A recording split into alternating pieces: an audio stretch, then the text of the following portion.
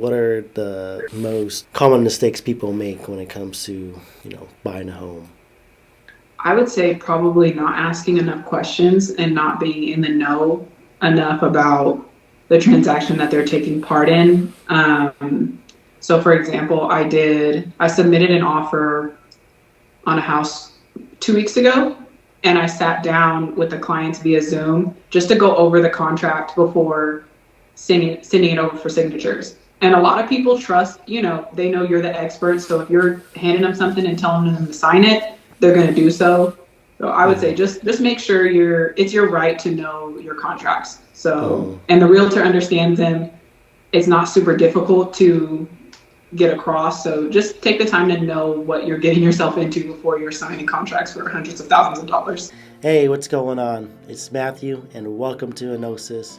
If you enjoy self development content and you enjoy listening to podcasts or even watching it, then do me a huge favor subscribe to this channel, comment below any questions or your favorite parts from the episodes or any video that we upload on here.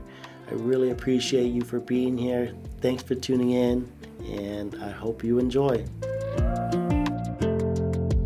All right. Well, welcome, Mia, to the podcast. Thanks for coming on. How are you doing? I'm doing good. I'm excited. All right. Well, Mia, we're part of the same brokerage, and I just wanted to bring you on and see how your experience been so far as a new agent. I know this market is not the COVID market, right? Where Right. people would get their license and it would sell like hotcakes. I guess we missed the window for us to kind of jump right in when all that was happening. But I've been told like this market's kind of a better market for us to learn in. Mm-hmm. And before we dive into your experience, tell give us a little bit of background of where you come from, why you got started in real estate, and yeah, the Cliff Notes version, I guess. Yeah, I got you. I grew up in Fresno, West Fresno to be exact. Went to Edison, grew up as an athlete, went to play basketball at UC Merced. I got my degree in sociology with a minor in psychology and came back to town after I graduated and just started doing a lot of work in mental health and nonprofit. And when it comes to real estate, I actually I took a first time homebuyers course that I actually push now. And that was just to learn. I was like, I'm a young adult and I don't know anything about buying a house. So it's free. Let me just listen in and see what I can take from it. And I just really liked the content. I really liked the learning aspect of it. So the more I looked into it, I was like, I think I can make this a career for myself and try to make all these pieces fit together. So that's how we got started. Okay, what was that first time home buyers course about? Like, well, what did they cover in that course? It was an 8-week course, and they had a lot of different guest speakers. One week would be just the loan officer telling you what to expect in that meeting. Another week would be how to budget and save. Another week would be these are common terms you're going to hear, how to look for the right house. So it really covers A to Z for what you're going to experience. Cool. Yeah, so I'm pretty sure it was helpful. It had to have been because it got you started in being a being an agent. Yeah. Um, and then we'll dive into your journey and your career so far as a realtor. But I know that you studied what you just said. You studied sociology with a minor in psychology.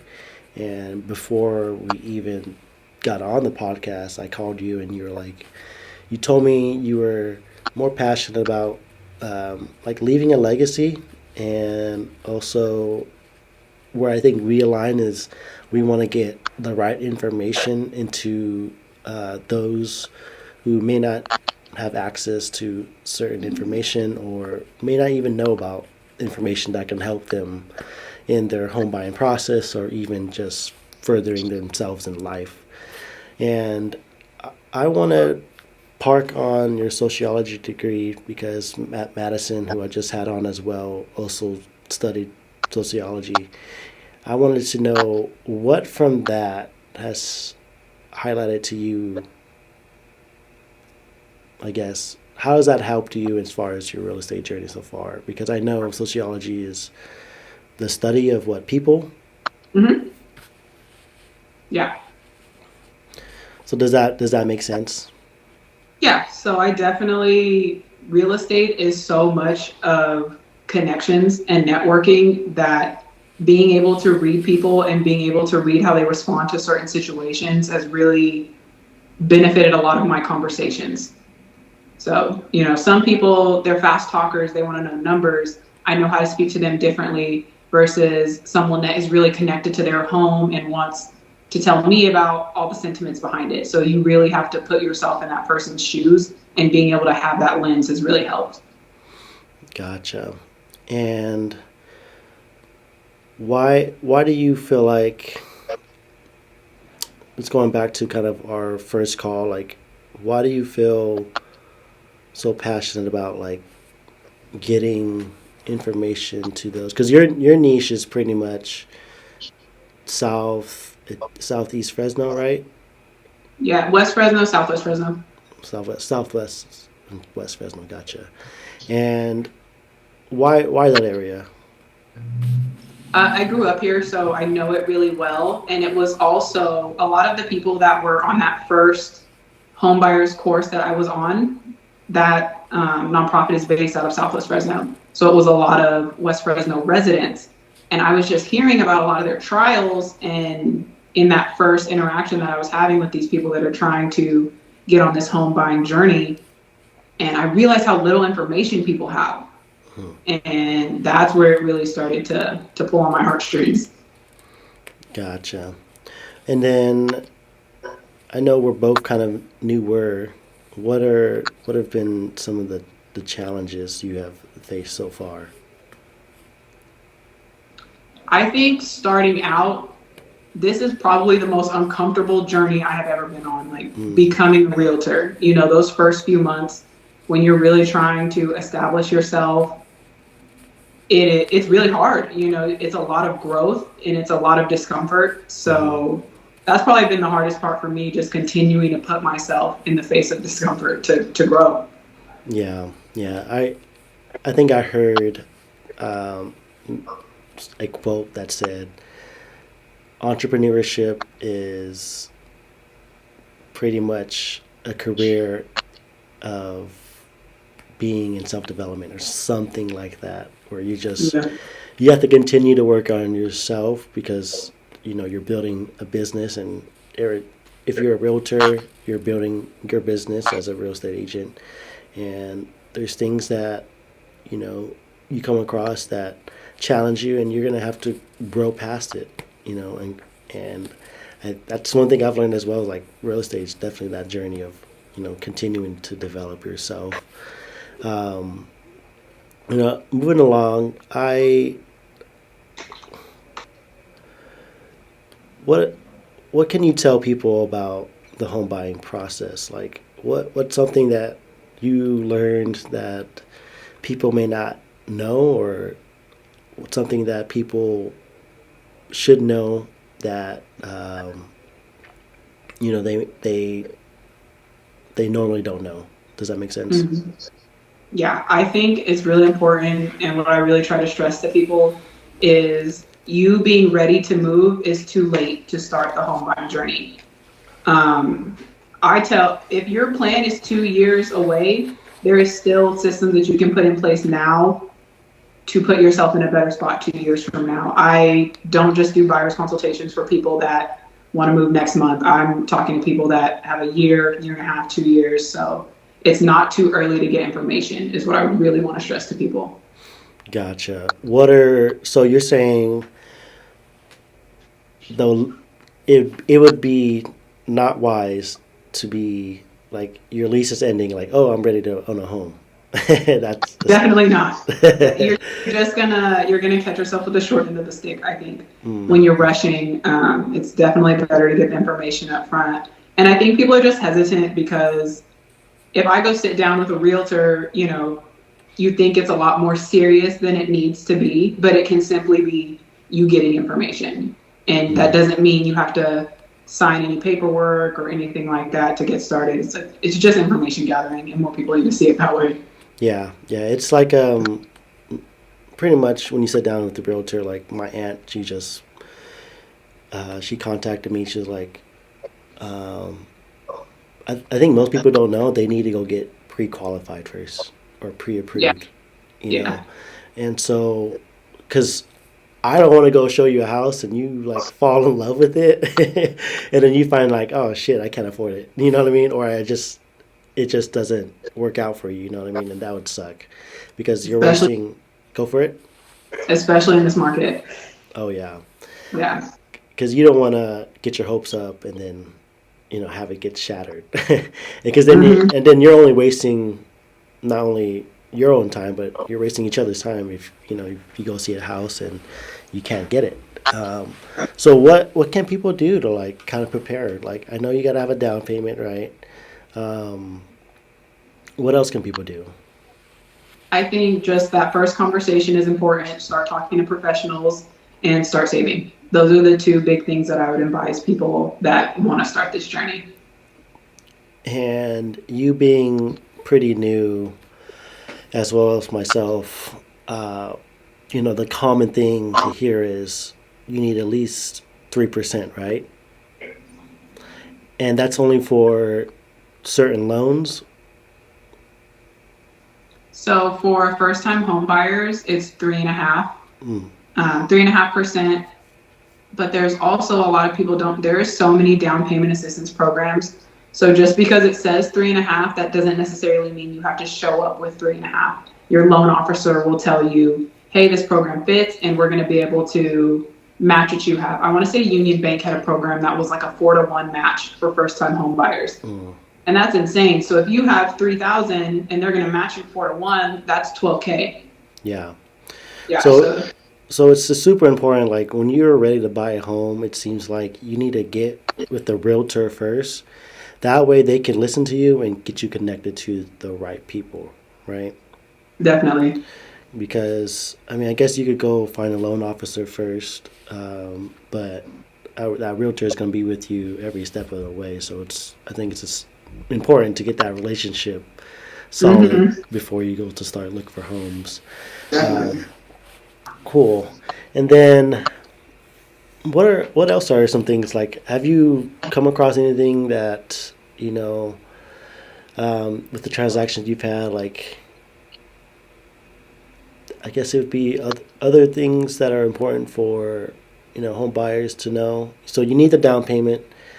You need to find that loan officer, which your realtor could help you with as well. Um, what are some other things that people need to know? They need to, I would say your credit is important as well as 2-year job history. So those are other key Mm, points when it comes to getting started. gotcha. Do you need to have like a super good credit score? I want to, so there's a lot of programs that have like kind of a baseline. You have to have, I think 640 is just the generic number I've heard over and Mm, over. But the better your credit, the better your loan's going to be, less interest. mm-hmm. So that works in your favor. Yeah, and you can always like refinance later too, right? Right. Yeah, cool. Um, what else? What else? Let's talk about like what are the most common mistakes people make when it comes to buying a home. I would say probably not asking enough questions and not being in the know enough about the transaction that they're taking part in. So, for example, I submitted an offer on a house 2 weeks ago, and I sat down with the clients via Zoom just to go over the contract before sending it over for signatures. And a lot of people trust, they know you're the expert. So if you're handing them something and telling them to sign it, they're going to do so. So I would say Mm-hmm. just make sure it's your right to know your contracts. So, Mm, and the realtor understands them. It's not super difficult to get across. So just take the time to know what you're getting yourself into before you're signing contracts for hundreds of thousands of dollars. gotcha. What has been um, your favorite part so far with this journey? Like I got into it because I knew, of course, it's lucrative. You know what I mean? You can make money doing real estate, but I think what I get excited about is just the different people that you can meet along the way. You know what I mean? Mhm. What has been your favorite part so far? I think that's been a big one for me, is sure, for sure. I've met more people in the past 6 months than I have probably met in the past 5 years, and a lot more like-minded people. So Mm-hmm. that's been exciting. I'm around people that are having bigger and better conversations. Yeah, yeah. I think it's important too. Like, real estate aside, I think you really got to find that place where it's going to support your growth. You know what I mean? Right. And I think it's challenging these days because here you are, you want to build something because, like, the way I look at it is real estate will build that foundation for me to build upon. You know what I mean? Right. Because, I mean, we all know, like, to live, especially here in California, it's not cheap. And so you have to find something that's going to put you in a good spot to build the life you want, right? Agreed. And how how how what do you think about that? Like, do you feel like people should, or what are your thoughts on like building, a solid foundation for yourself? I think that was definitely a part of the goals. Before this, I was 9 to 5 for about 2 years, and it pays the bills. It's fine, but it's very stagnant. Mm-hmm. So real estate has allowed me to develop a passion for something new. So that's been really exciting to me. That's been one of my favorite aspects. But then, like you're saying, if you cannot reach financial freedom clocking in, Yeah. so now it's like, okay, let's think a little bit bigger. And I'm trying to not only have a job that has the potential of, big commission, big checks, but I want to get to a point where my assets take care of my living. Mm-hmm. Mm-hmm. Mm-hmm. I think that's important for people to know as well. It's you know they say the love of money is the root of all evil, right? But I mean, the world that we live in, I'm not saying loving money is inherently good, but it is your way and your ticket to living a life that's, or I feel like you can have a little bit more autonomy. You know what I mean? Where like you can go where you want, you could be anywhere you want, and you're not so tied down to a location or a job. And I think our generation, like our peers that are in the same age bracket, like I believe that's where we all are as far as like our mindset. How about you? How did you develop? Because real estate takes such a strong mindset. What are some different ways you have cultivated a strong mind? I think it hasn't been easy. It's definitely been through experience, but I heard a quote once: real estate is 95% rejection. Mm, So you cannot be successful in this industry if you are not strong minded. So, those first couple times hurt, but I'm like, if I'm going to be successful at this, I have to keep trying. hmm Yeah. Yeah. Yeah. If you played sports, you kind of that's kind of almost instilled in you in a way too, right? Yeah. But not everyone has played sports, but and it goes back to like your environment. You know what I mean? Like you have to have an environment that is pushing you to grow and it's also supporting your goals as well. And so it's so important that not only for your mental health, but just your overall well-being, like you need to set up boundaries for yourself to grow and thrive in. And yeah, that's super important. What about like just the people in your life? Like who have you learned the most from, business wise and just even life in general? Yeah, I think business wise, first that comes to mind is David. Mm-hmm. He's the real estate coach, he's the mentor. He's taught me a lot of different aspects of this game, not just business, but if I would like the street smart side of it, if that makes Yeah. sense. Mm-hmm. Um, and then, so business wise, I'd say David Tucci. Life balance, David White. He's my life coach, and he has really helped me become an all around agent versus just business. Mm-hmm. What are Yeah. some things that he's, um, I guess, walked you through, or you know, has taught you, or that you learned from him? What are some of those things? Yeah, so I don't even think we talk about real estate when I meet with him. Actually, it's really all about balance and values, and just keeping yourself in a good mental space so that you can perform your best. That's a lot of the type of stuff we touch on. Mm, gotcha. What are some things that you do to keep yourself in like a good mental space? A lot of boundaries and a lot of self care. So, for example, I start my morning. I don't check my phone for the first hour that I start. I always spend early mornings, really checking into myself first, journaling, habit tracking, just make sure I'm a healthy individual first. Mm-hmm. Gotcha.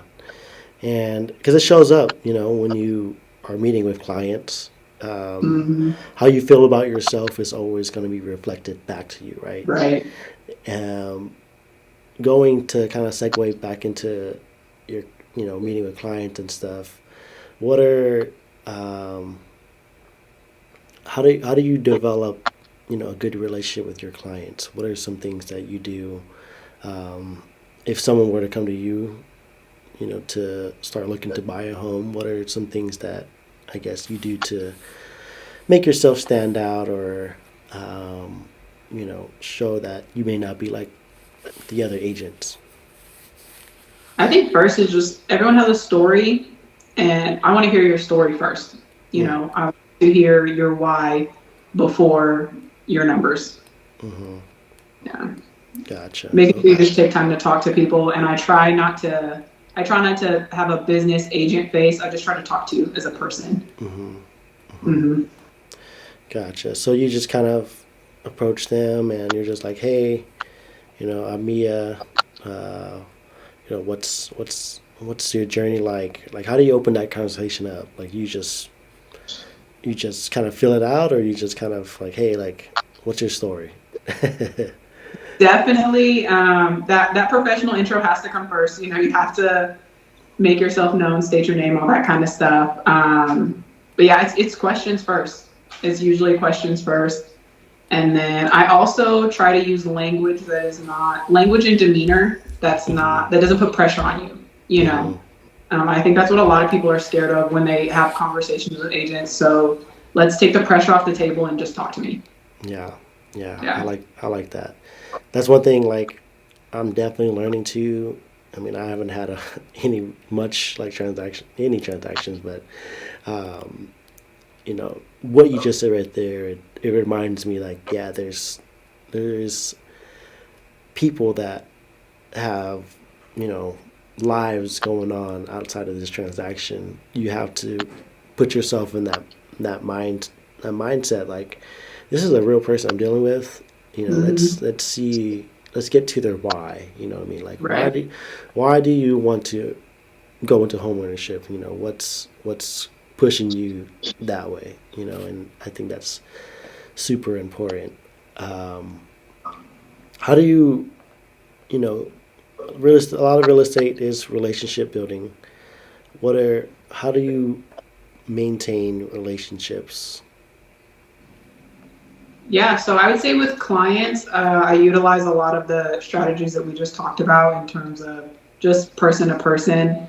And I Mm-hmm. think once you establish those relationships with the long game in mind, then Mm-hmm. those people are going to come to you forever. They're going to refer people to you. So it really takes that starting point to give yourself so that you can have a long-standing business. But I like to check in with people a lot. Quick text, my friends. Let's sit down and grab coffee. Let's go to lunch. Like, how you doing? I do a lot of check-ins. Love it, love it. Yeah. Do you have any like advice for people that maybe struggling to, they might be an introvert, you know what I mean?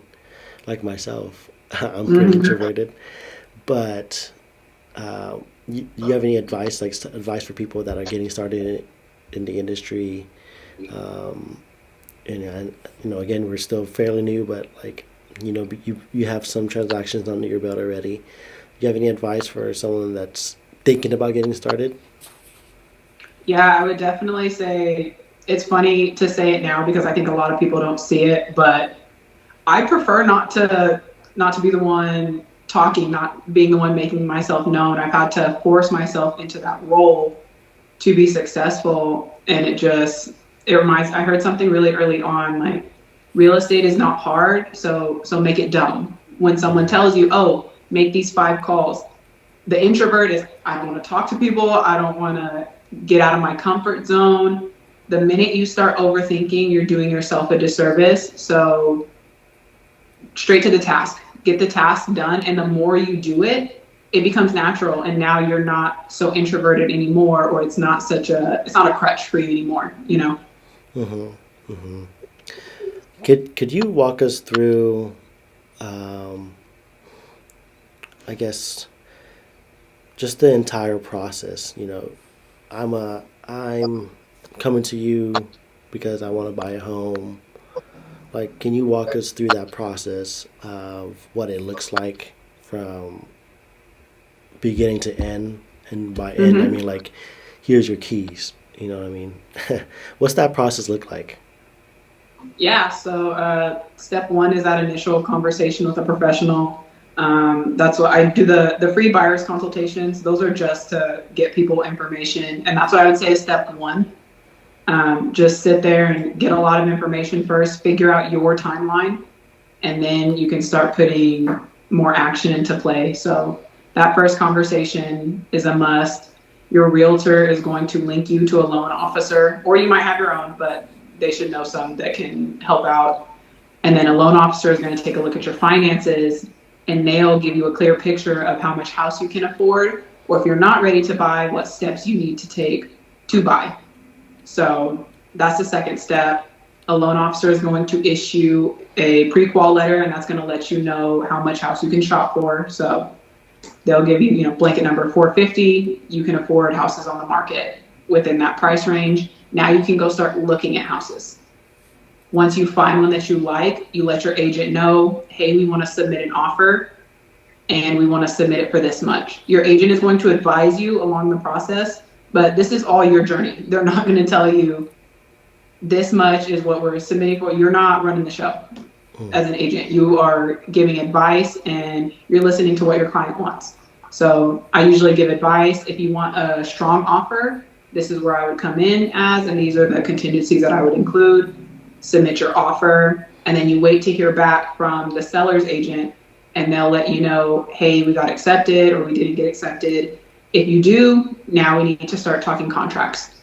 What needs to be done in the house in terms of requests for repairs. There's obligations on the buyers and seller side that have to be completed before the contract is done, and they'll lay all that out for you. So you have a certain amount of days to fulfill all your contractual obligations once your offer gets accepted. And then once you're through the contract, 5 days before it's supposed to close, you do your final walkthrough of the property, make sure everything looks good, and on that closing date is when you get handed your keys. Sweet, sweet. Excuse me. It's not a fairly. It could be difficult, but it's pretty straightforward, right? Pretty simple. Mm-hmm. Yeah. Mm-hmm. Gotcha. Okay. Cool. Is there like anything like that we didn't cover that you want to kind of get into right now? Uh, I think that was it. Questions wise, I'm curious a little bit about how your journey's going. It's barely going Yeah. because I don't know if I mentioned on the official podcast, but before we started recording, I do it part time, so it's a lot for me to learn right now. I feel like I don't know um, much, and so I definitely, even just having this conversation, I'm learning as well, and obviously with David. Um, Even being at a part-time capacity, I'm still learning as I continue to meet with him, continue to meet with you. But it's been cool. I think what I love about it so far is just I've been able to meet, obviously you, obviously David, and then even through David, I've been able to meet Sam, loan officer, and even his mentees, Noah, and Mm, just the relationships I've been able to build so far with that. Um, it's cool. I think another thing I like about it is just like you said earlier, just being around like-minded people. Um, that for me has kind of always been challenging because I want to do life with people um, that are building towards something too. And so because it's a grind when you're on this yeah. entrepreneur journey, when you're trying to build something off the ground.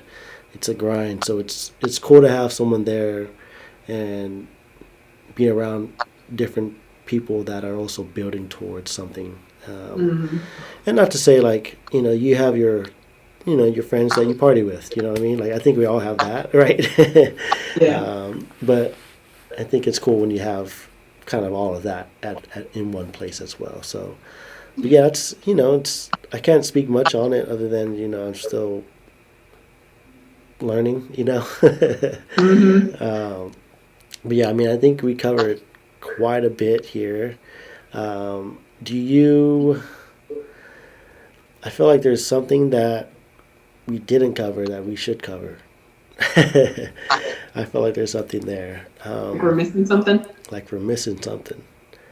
How? Actually, let's talk about that. Like, why is it important? Because David hit me up when I just got my license, and I was like, who the heck is this guy calling me out of nowhere? Did he do that for you too?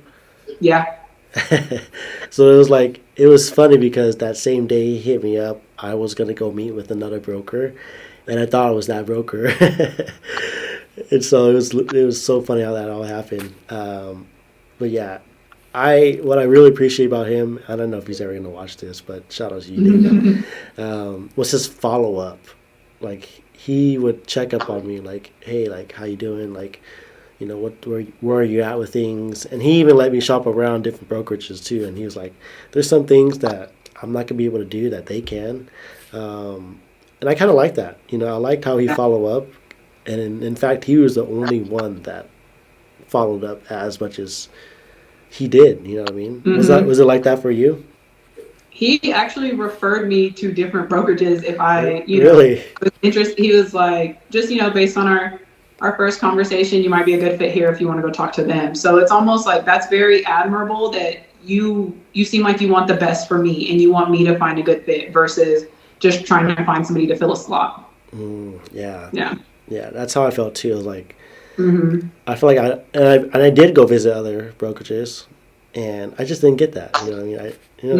Hmm. Nothing wrong with them. They're doing their thing. Obviously, they've been successful for so long, but I don't know. There's just something about like his follow up is like, yeah, I feel like I could build with him. You know what I mean?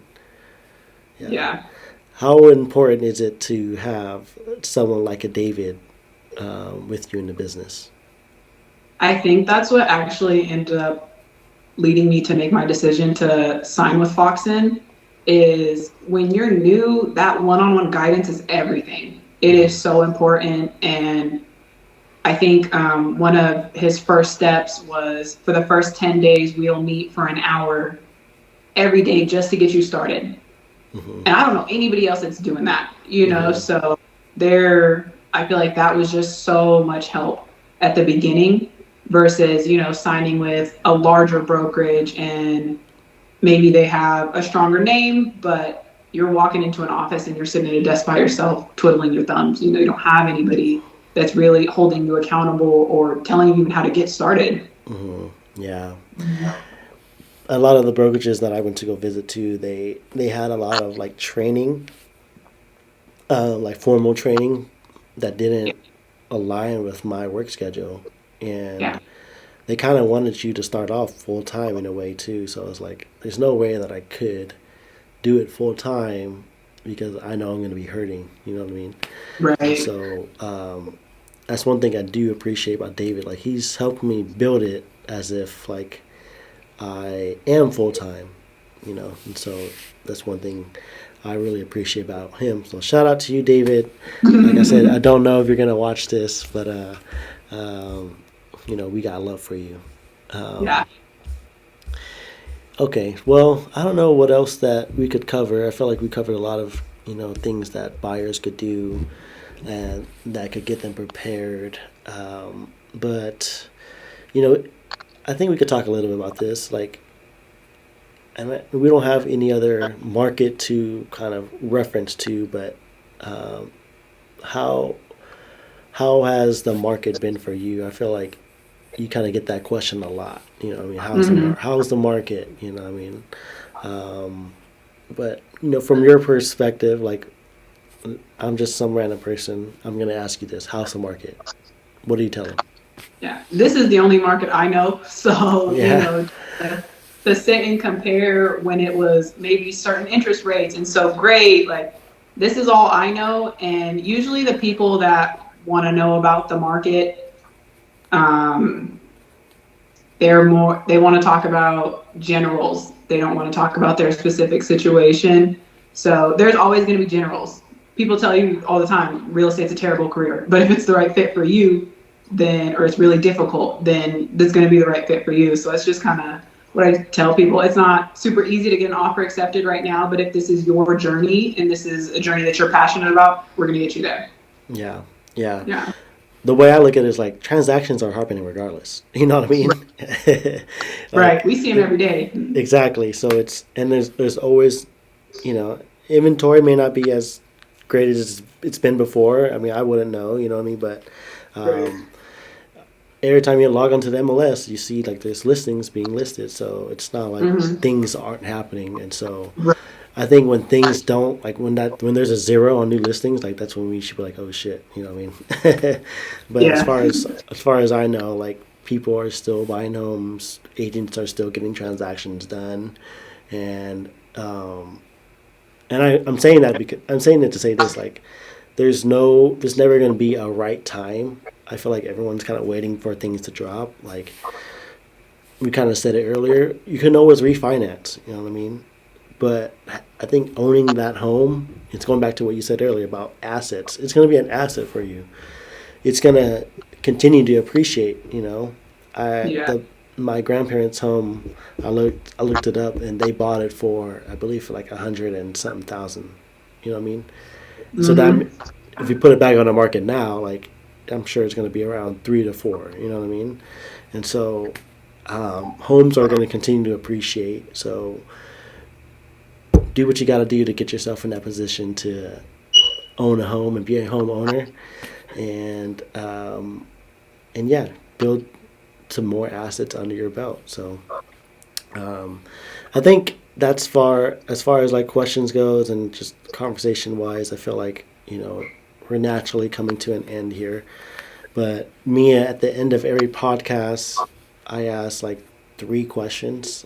Did you see that on that line? Yeah. Yeah. It's called the Big Three. It's something just a fun thing that I do, and I like just seeing the responses from it. But it's how I end every single podcast.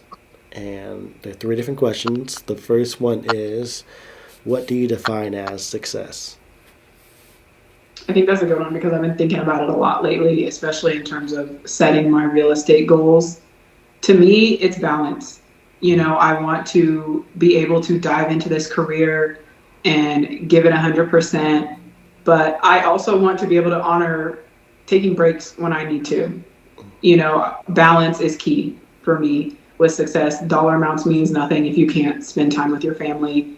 And it doesn't matter how much quality time you get if you can't pay the bills. Yeah, So balance is my goal. I love it. I love it. Mm-hmm. Then the next question was gonna be, what do you define as love? That's a good one. I think when you are acting in a way that only benefits others, not to benefit yourself, Hmm. that is when it's genuine love. Very altruistic. And Mm-hmm. then the last one, kind of a big one. What what are we doing here? What's the whole purpose of life?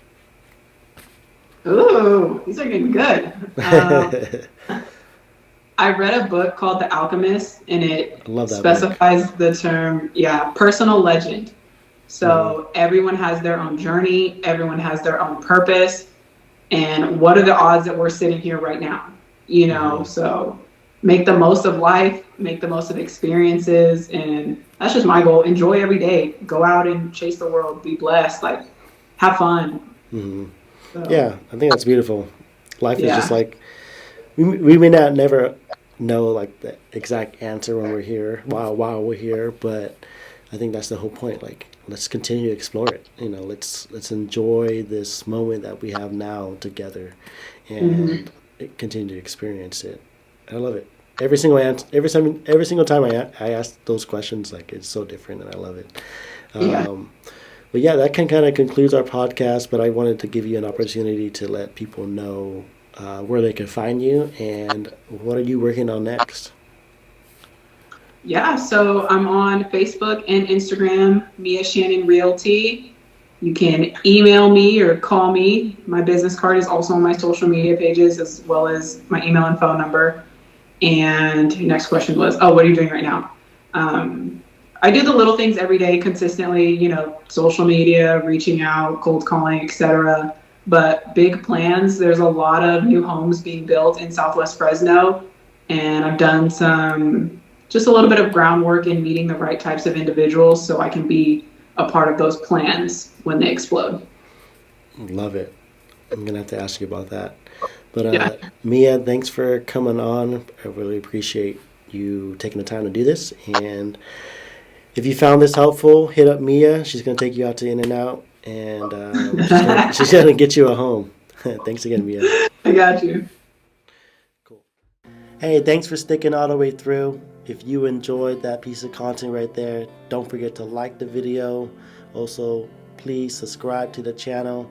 Comment below your favorite parts, or maybe if you have a question about what was discussed and talked about. Either way, I really appreciate you for being here. Thanks again for tuning in, and we'll see you next time.